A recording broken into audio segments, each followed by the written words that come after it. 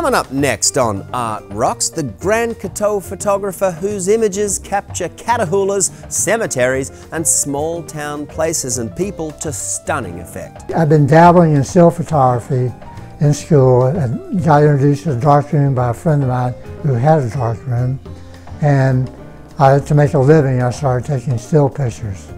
A Milwaukee sculptor who works wonders with sheet metal. One of my primary interests would be in figurative sculpture. And a little of the history behind New Orleans' Jax Brewery. That's all next on Art Rocks.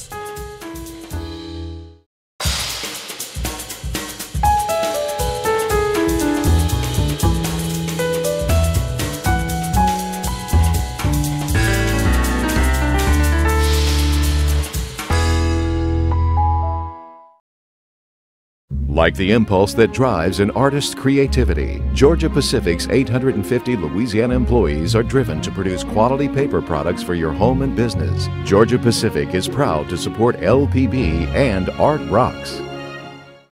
And by Lamar Advertising Company, proud to support the arts and Art Rocks. Headquartered in Baton Rouge, Lamar's 461 Louisiana employees have been helping brands and businesses reach their customers creatively for over 100 years.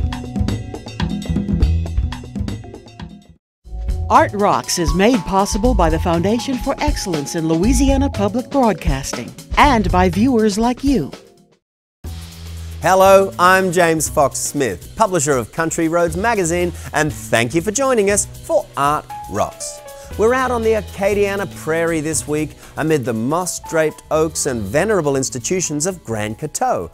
Remote and beautiful, the tiny town inspired John Slaughter to take up photography, and the vibrant, saturated images he makes are as unforgettable as his subject matter. Here he is to share his story with us.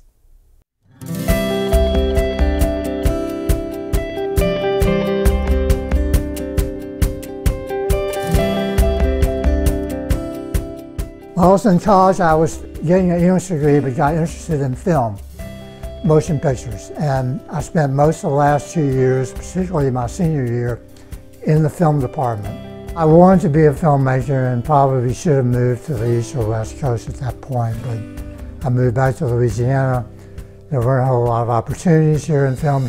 I've been dabbling in still photography in school and got introduced to the darkroom by a friend of mine who had a darkroom. And to make a living, I started taking still pictures. John was able to polish many of his skills while working as a photographer for the Daily World newspaper in Opelousas. You had to actually get the film in the morning, either what you shot or someone else shot, process it, print it, and deliver it for the press to run at 1 o'clock. It was an afternoon newspaper, so it was pretty intense. Some of the pictures that landed in the Grand Coteau book were taken while John was on assignment for the newspaper.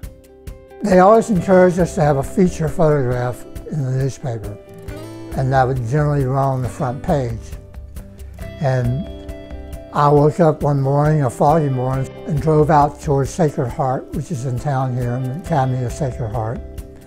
And this man I noticed was walking down the alley. I shot the picture, went back to the newspaper. They ran the picture on the front page, and that picture drew a lot of attention. The fire photograph was taken while I was working at the Daily World. I'm riding back from Opelousas and I see this smoke, and I realize it's coming from Grand Coteau. So I drive immediately to it. I took the black and white for the newspaper, covered that because that was the front page the next day. And I took the color photo, which appears in the book, for me. That was, I think, a pre-Civil War house. It was unfortunately burned to the ground. I was able to at least document what there was. Well, that's Academy of Sacred Heart. It was taken in December. And the light is just unusually beautiful. Very, very, very large trees. And normally speaking, in the summertime, the sun does not get underneath the trees like it does in the wintertime. The sun in the wintertime drops down the sky closer to the horizon, and you get this flow of light that comes in. Ideally, a fall picture should be taken just as the sun is breaking through. That's the ideal situation. There's a photograph in the book of the old Jesuit cemetery.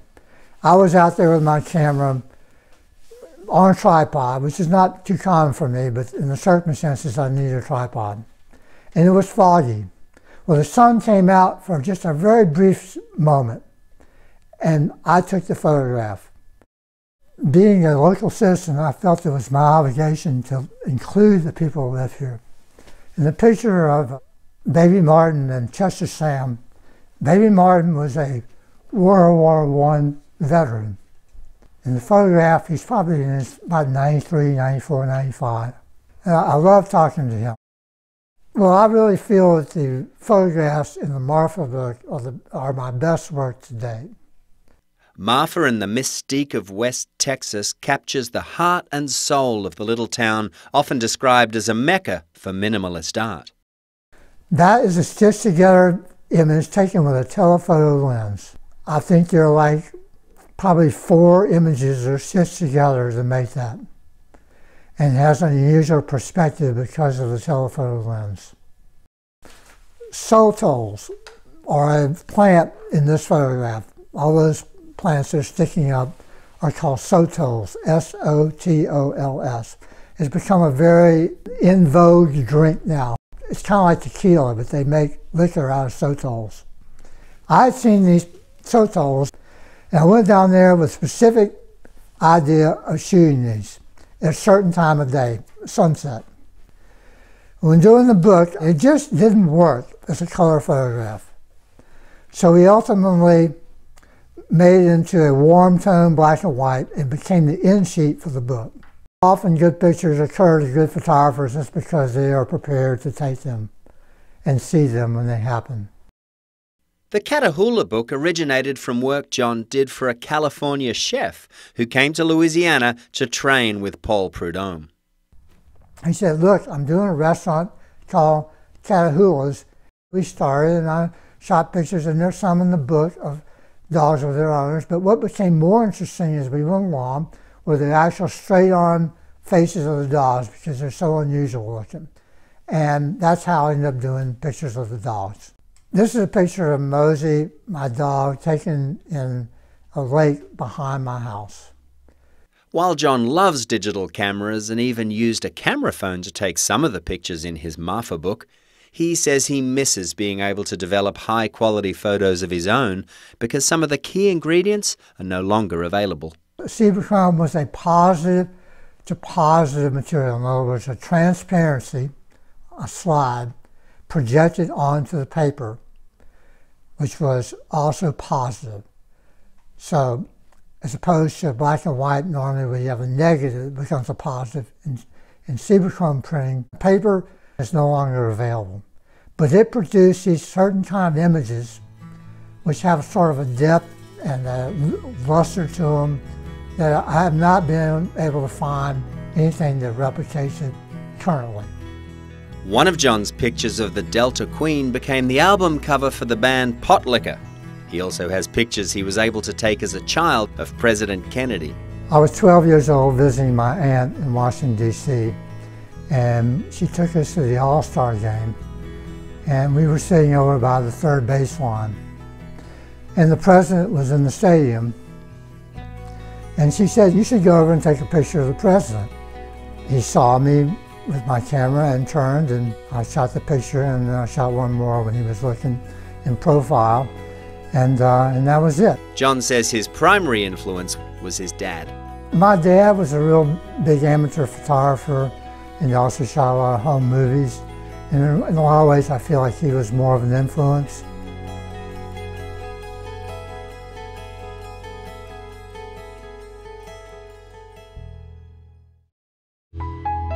In Louisiana, opportunities to connect with the arts are everywhere. The trick is just knowing where to look. So here's a list of some of the festivals, exhibits, performances and destinations to consider coming up around the state.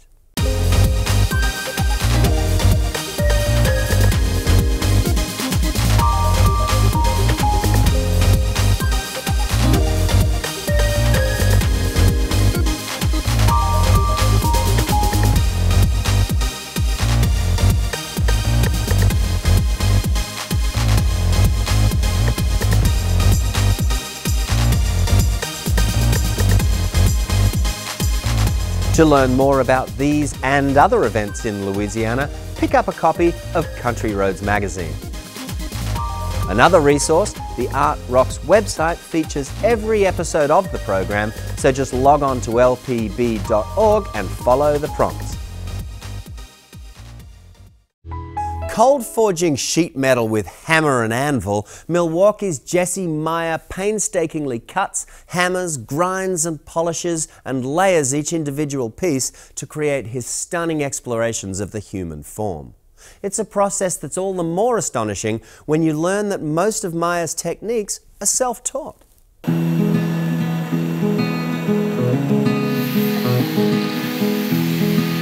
Half of the fun about creating something is the spontaneity of it.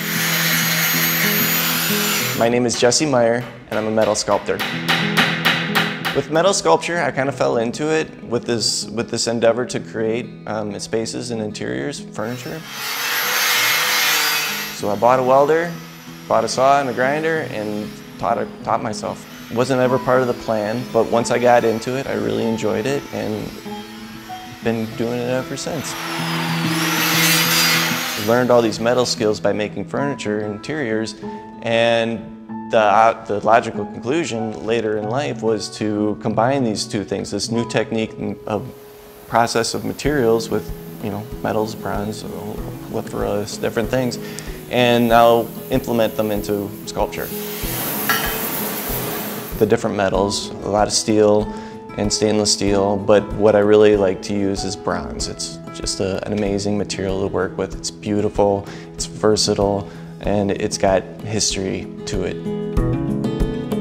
With my background in metal fabrication, I am trying to utilize those skills instead to offer something a little bit different.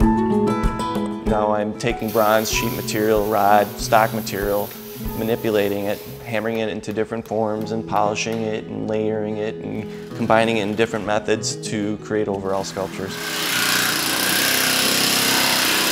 One of my primary interests would be in figurative sculpture.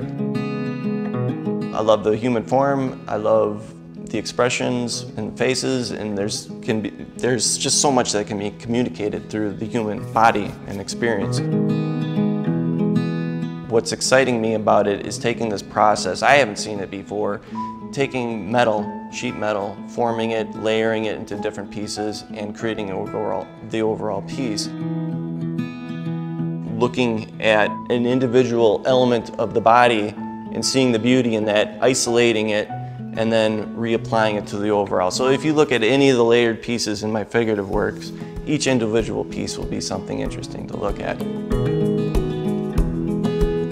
Working in this process for the figurative pieces, I need to sometimes work at a larger scale. It's almost easier, to some extent.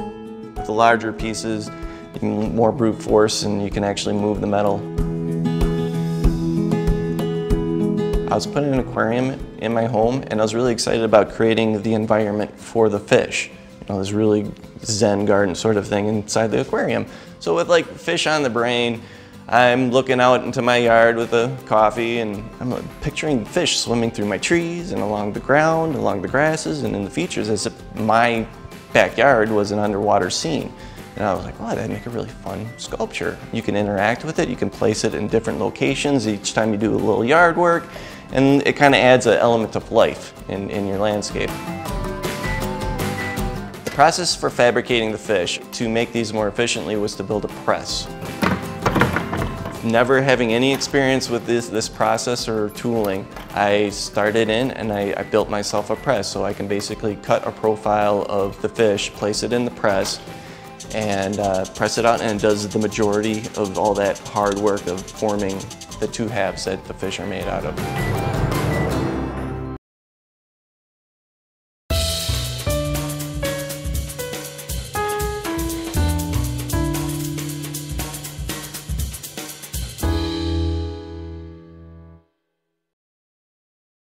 Shifting now to music, Bela Fleck is one of the world's most renowned banjo players. He spoke with Julia Figueras at our affiliate in Rochester, New York, about how he uses his performances to educate audiences on the history of the banjo.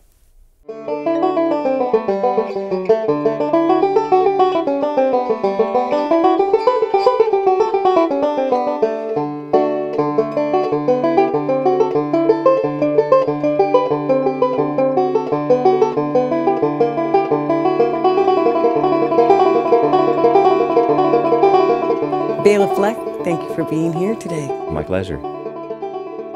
In the general public, there is a concept of what banjo is. It's generally Beverly Hillbillies theme song. Right. You clearly are trying many other things with your banjo. So do you think it's maybe your mission to expand what a banjo can do and bring that to the public, to re-educate our ears with what your instrument is capable of? Yeah, that's a big part of it. So the first thing I heard that made me want to play the banjo in the first place was the Beverly Hillbillies theme. And people laugh, ah, ha, ha, that's so funny. I said, well, here this guy gets up there, Earl Scruggs shows up and just starts playing like the most incredible thing you ever heard and not moving a muscle. And he changed the whole impression about what a banjo was at that time and what a banjo could do, because all the banjo players were comedians back then. People were so shocked to hear this music coming out of the banjo. We got to go back to the banjo was an instrument that was brought over by the slaves. Most black folks that I talk to don't even realize that the banjo came from Africa. They think of it as a white southern instrument. So there's a lot of history there because of all of the white folks putting on black paint and singing about how great it is on the plantation, the old days, that really rubbed a lot of black folks the wrong way. And so when the guitar came along and there was a chance to replace it in jazz with something that didn't have all of those connotations, it was gone in moments. It went away so fast. By the time Earl Scruggs changed the banjo into this bluegrass monster, nobody was playing the banjo anymore in jazz anymore. It had died out of jazz.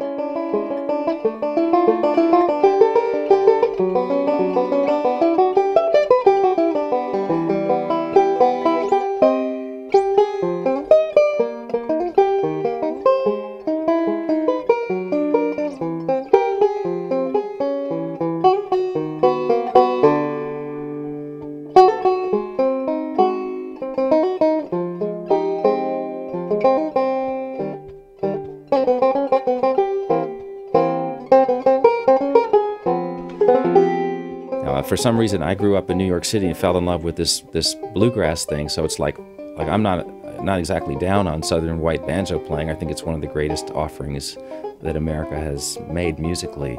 But I think there's a lot more to the story, and maybe just because I'm trying to figure out why am I playing this instrument as a New York guy with no cultural connection to the South. When you look at it in a broader, longer context, you see that even back in the late 1800s, there was all kinds of people playing the banjo. There were banjo orchestras. Ladies played the banjo in the drawing room. People were arguing about what kind of music should and shouldn't have been played on it, be played on it. Just like the same arguments they were having in the 70s when I started coming on the scene and doing new things, and people said, oh no, you're not supposed to do that with the banjo. You're supposed to play like Earl Scruggs. It's just an ongoing thing.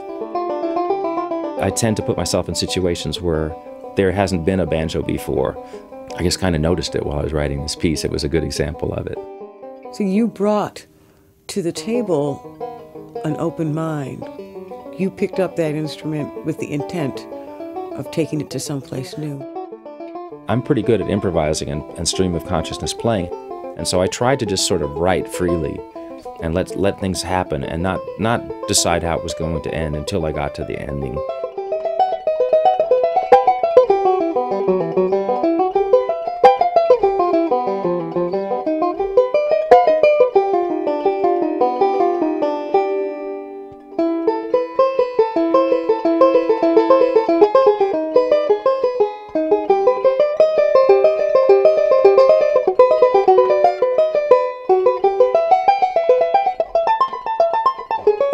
Bluegrass or classical or jazz or with anybody. I'm just playing what I think I should play, what comes out of me naturally. And sometimes the same things will work in all these different kinds of music.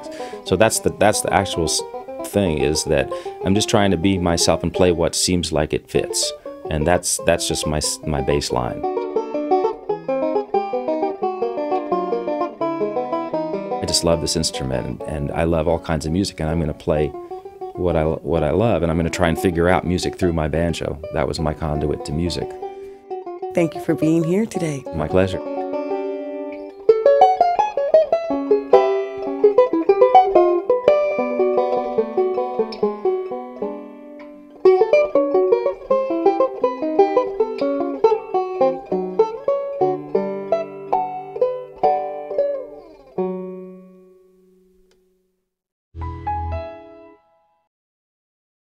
Back to the boot now for our Louisiana Treasure segment. The Old Jax Brewery on New Orleans' Decatur Street doesn't make beer anymore, but in its heyday the brewery employed hundreds and reportedly shipped out hundreds of thousands of barrels a year.